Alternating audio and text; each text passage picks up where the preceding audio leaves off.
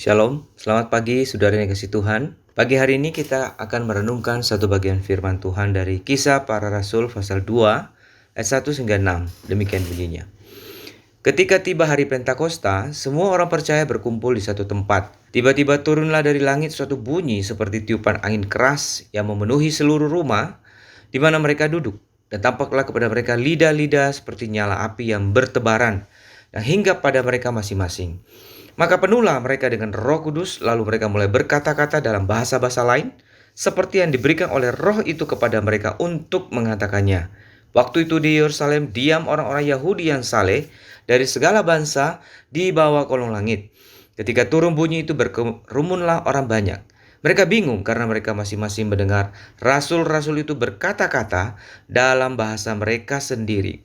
Sekalian, kemarin kita baru saja merayakan hari Pentakosta, hari turunnya Roh Kudus. Saudara, peristiwa Pentakosta merupakan satu peristiwa yang sangat penting berkaitan dengan eksistensi gereja. Karena ketika hari Pentakosta terjadi 2000 tahun yang lalu, maka pada saat itu juga gereja dilahirkan ke dalam dunia.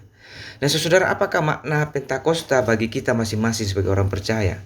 Saudara, Pentakosta atau hari Pentakosta menyatakan kehadiran Roh Kudus di tengah kehidupan kita sebagai orang percaya. Di dalam peristiwa ini Yesus menggenapi janjinya bahwa dia tidak akan meninggalkan kita umatnya yatim piatu, tetapi dia akan mengirimkan rohnya untuk menyertai kita seperti seorang ibu atau seorang ayah yang menyertai anak-anaknya. Saudara, dalam peristiwa Pentakosta ini, kehadiran Roh Kudus diawali dengan adanya tanda-tanda ajaib.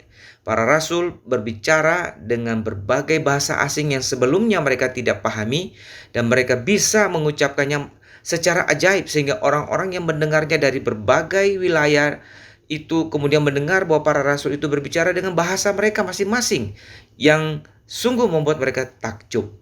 Saudara, peristiwa ini Roh Kudus nyatakan di tengah-tengah para rasul untuk menyatakan bahwa dia hadir, Roh Kudus hadir dengan kuasa Allah yang tidak terbatas. Dan bahwa umat Tuhan disertai dengan Roh Kudus yang hadir dengan kuasa ilahi yang tidak terbatas. Nah, saudara, apakah tujuan dari kedatangan Roh Kudus bagi kita orang percaya? Saudara, Roh Kudus hadir untuk meneguhkan pesan tentang siapakah Yesus dan apa yang Yesus sudah lakukan bagi manusia.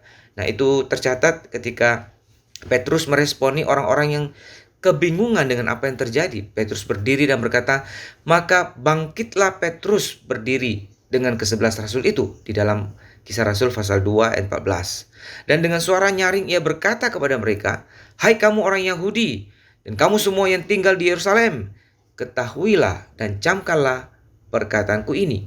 Lalu kemudian di ayat 36 hingga 38 Petrus melanjutkan, jadi seluruh kaum Israel harus tahu dengan pasti bahwa Allah telah membuat Yesus yang kamu salibkan itu menjadi Tuhan dan Kristus.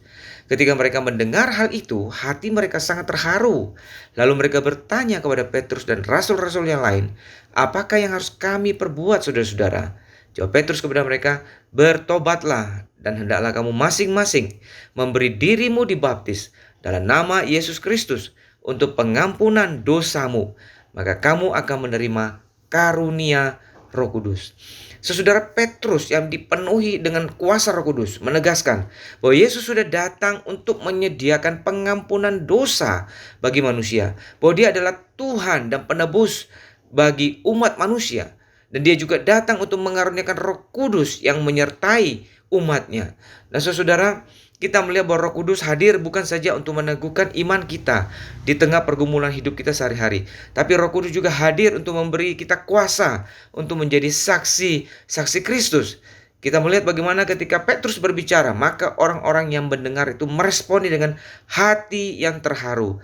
Hati mereka ditegur oleh kuasa Roh Kudus sehingga mereka insaf akan dosa mereka, bahwa mereka telah melawan Allah, dan hari itu mereka sadar dan bertobat. Ini adalah pekerjaan dari kuasa Roh Kudus yang menyertai pemberitaan firman yang disampaikan oleh Rasul Petrus. Saudara, kita melihat Roh Kudus hadir untuk meneguhkan siapakah Kristus. Dia adalah Tuhan dan penebus bagi umat manusia.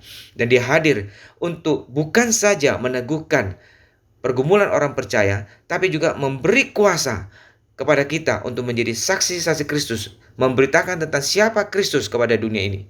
Karena itu saudara, kita harus selalu bersandar pada kuasa Roh Kudus untuk melakukan panggilan Tuhan dalam kehidupan kita. Baik itu dalam pergumulan kita sehari-hari maupun juga dalam menjadi saksinya di tengah dunia ini. Kiranya kuasa Roh Kudus terus memampukan kita untuk hidup bagi Kristus sehingga kita boleh berbuah bagi Dia. Tuhan memberkati kita. Amin.